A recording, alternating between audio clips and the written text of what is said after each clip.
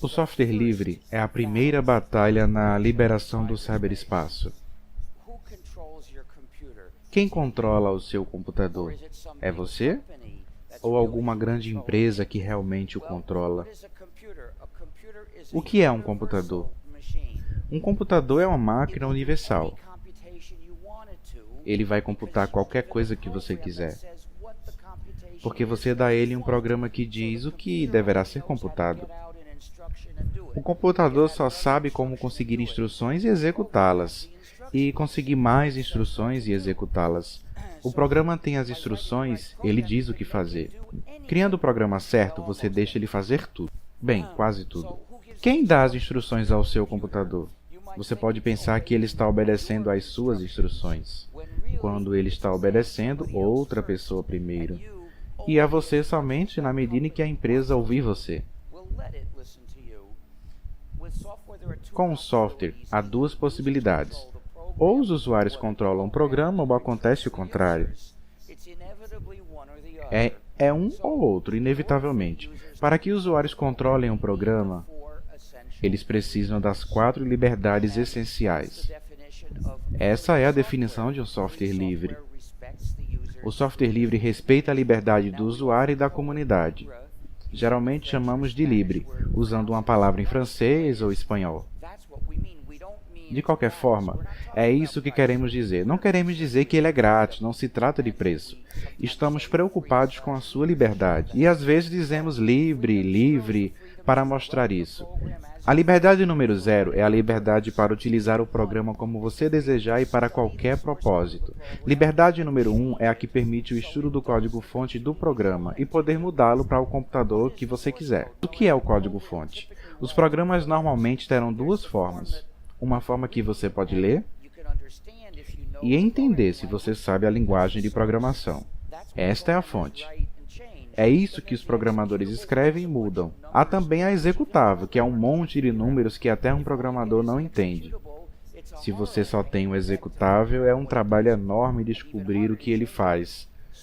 E é ainda mais difícil mudá-lo. Então, para se ter a possibilidade real de estudá-lo e mudá-lo, é necessário que lhe deem o código-fonte. É um requisito essencial. Com essas duas liberdades, cada usuário separadamente pode fazer uma cópia e começar a mudá-la para que ele faça o que ele quer. Controle individual. E se você não for um programador? Você olha para o código-fonte e não o entende. Controle individual, então, não é suficiente. Também precisamos do controle coletivo, que quer dizer que qualquer grupo de usuário tem liberdade para unir esforços e adaptar o programa para o que desejarem. Claro que no grupo algum deles são desenvolvedores, e eles são os que escrevem as modificações, mas fazem isso como parte do grupo para o propósito dele. Claro que o grupo não tem que ser todo mundo. Outros podem utilizá-lo de algum outro modo.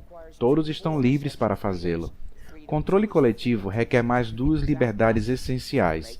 A liberdade número 2 é a que permite redistribuir cópias idênticas, fazer as cópias e distribuí-las ou vendê-las se preferir. A liberdade 3 é parecida, mas é para versões modificadas. Você pode fazer cópias e então distribuí-las ou vendê-las se quiser. Tem essas liberdades, então o software é livre e os usuários controlam o programa. Mas se falta alguma delas, os usuários não controlam o programa. Nesse caso, o programa controla o usuário, o desenvolvedor controla o programa. Isso quer dizer que o programa é um instrumento de poder injusto para o seu desenvolvedor sobre os usuários. Quer dizer que os usuários não têm liberdade, que é software particular e privado e que temos que nos livrar dele. O que acontece quando se tem um software privado? Às vezes, o programa bisbilhota o usuário. Às vezes, ele rastreia o usuário. Restringe o usuário. Pede de fazer o que ele quer fazer. Que o Blu-ray é seu inimigo. Às vezes, o software deleta livros remotamente, como a Amazon fez com 1984. Às vezes, o desenvolvedor força os usuários a instalar uma atualização prejudicial, ameaçando remover uma outra função, se não for feita a instalação como a Sony fez. Às vezes, ele até muda um software à distância. como a Microsoft faz com o Windows pela porta dos fundos universal. Às vezes, eles sabotam os usuários, como a Microsoft faz quando reporta os bugs do Windows à NSA. Para que ela usa isso para atacar os computadores das pessoas? A verdade é que, com o software proprietário, o dono tem poder sobre os usuários e tira vantagem desse poder, incluindo todas aquelas funcionalidades maliciosas para prejudicar os usuários. Claro que não fazem isso porque são sádicos, só fazem por dinheiro e ganância. Há muitas formas de lucrarem com este poder sobre os usuários, o que não faz nem um pouco menos prejudicial. Mas eles não se envergonham disso. Tem conferências em que falam das formas mais modernas de tirar vantagem dos usuários usando o poder que têm. Basicamente, no software proprietário, o que acontece com quase todos os seus usuários é que eles estão usando um malware proprietário. É o software para idiotas. Como você deixa de ser a vítima? Antes, você tinha que parar de usar o computador, mas agora não. Agora você pode se juntar a nós no mundo livre que criamos. Em 1983, anunciei que eu ia desenvolver um software de sistema operacional totalmente livre chamado GNU. Em 1992, o tínhamos quase acabado, mas faltava uma peça, o kernel. Linus Torvalds, naquele ano, liberou seu kernel, o Linux, o que preencheu a última lacuna e nos deu o primeiro sistema completo que você poderia rodar num PC, o GNU Linux. Infelizmente, ter liberdade uma vez não garante que você vai mantê-la. Mais de 1000 variantes do GNU Linux se chamam distribuições. Algumas são um software totalmente livre. A maioria tem software não livre adicionado, porque são mantidas por pessoas que não ligam para a liberdade. Preferem adicionar conveniência às custas da liberdade. Então você tem que conferir qual é a distribuição livre. Para manter a sua liberdade, às vezes você precisa de um sacrifício, que pode ser grande, como na Lexton. Os da nossa companhia são, geralmente, sacrifícios pequenos. Qualquer um com um pouco de maturidade pode fazer esses sacrifícios. Por exemplo, você quer aplicações, mas a maioria não é de graça. Se você quer liberdade, tem que viver sem elas.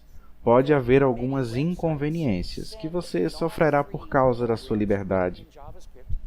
Muitos websites mandam programas não livres, escritos em JavaScript para o seu navegador do usuário. Se você não quer executar programas não livre, deve instalar o LibreJS, que bloqueia e mantém o JavaScript não livre de fora. Às vezes, os servidores se oferecem para computar seus dados. Dizem, envie-nos seus dados. Para idiotas, obviamente. Então o servidor faz a computação e te envia os dados de volta. Mas você não deve pensar sobre o que está acontecendo, porque é uma nuvem e você não vê o que está se passando. Bom, você deveria dar uma olhada. É um serviço que substitui software e toma o controle do seu computador. Grande parte dos servidores da internet usando GNU Linux e outros softwares livres. Mas acho que os principais computadores a terem liberdade devem ser os seus computadores e não os servidores empresariais. Eles também merecem liberdade. Mas acima de tudo, são as pessoas que merecem liberdade.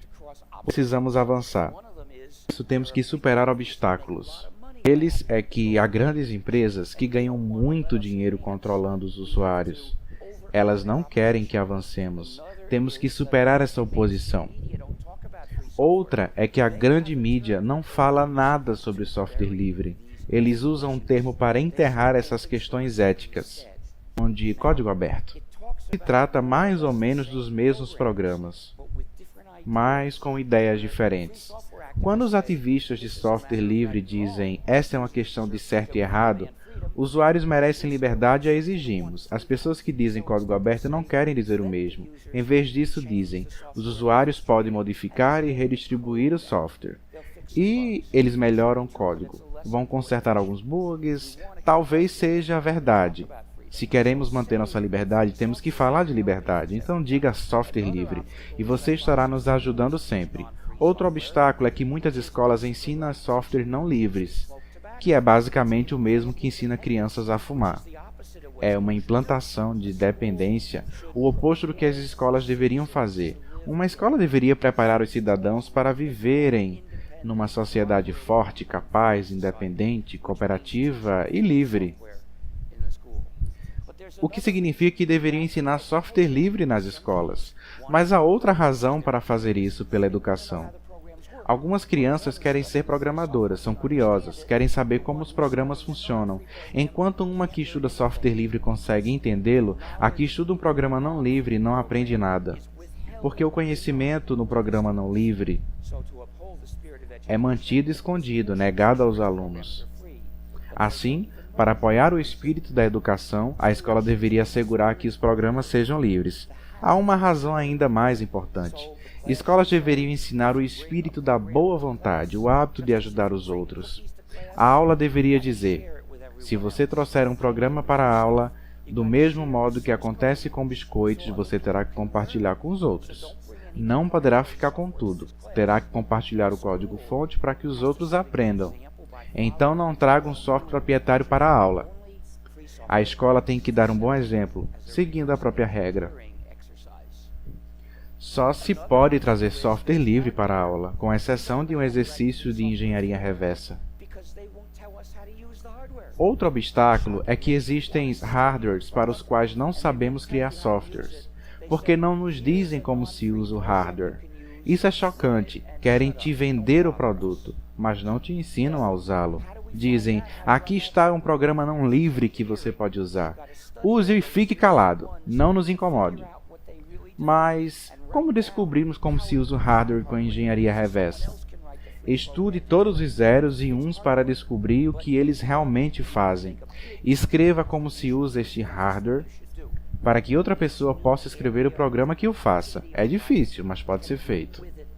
Se você quiser fazer uma grande contribuição técnica, é isso que deve fazer. Cada área nova ou atividade na vida pode trazer juntos novos e necessários direitos humanos. Os direitos humanos dependem um do outro. Se você perder um, é mais difícil manter os outros. Hoje, a computação é tão importante na sociedade que as liberdades do software livre estão entre os direitos humanos. A sociedade deve estabelecer e proteger. Como ajudar? Criar software livre. Usar grupos, fazer campanhas, persuadir escolas e governos a mudar para software livres. Ajudar os outros quando tiverem problemas usando o software livre ou ajudá-los a instalá-lo. Software livre e espalhar as ideias filosóficas. A transição para o software livre é o primeiro passo. Criação do cyberespaço, mas claro que também usamos a internet. De outras liberdades nela, como a totalidade da rede, por um fim, na imagem das pessoas em geral.